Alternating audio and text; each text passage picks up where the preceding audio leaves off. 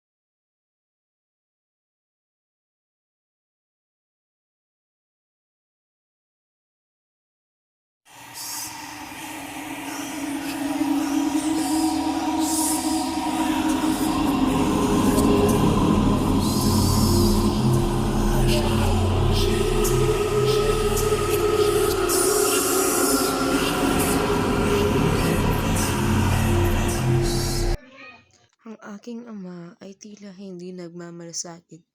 Ang aking ina ay may depresyon. Nagpakamatay siya. Agad akong uminto sa pag-aaral at mas pinili kong magdroga kaysa mag-aral. Ako ay masyadong mahina. Ang alak at sigarilyo ay naging matalik kong kaibigan sa paglipas ng panahon. Hindi ko na mapigilan ang pag-inom at paninigarilyo hanggang sa ako'y naging mahina at malamig. Sinubukan kong tumigil ngunit hindi ko kaya. Ang alak at sigarilyo ay parehas lamang na sumilya sa aking buhay. Wala nang makakabuti sa akin kundi ang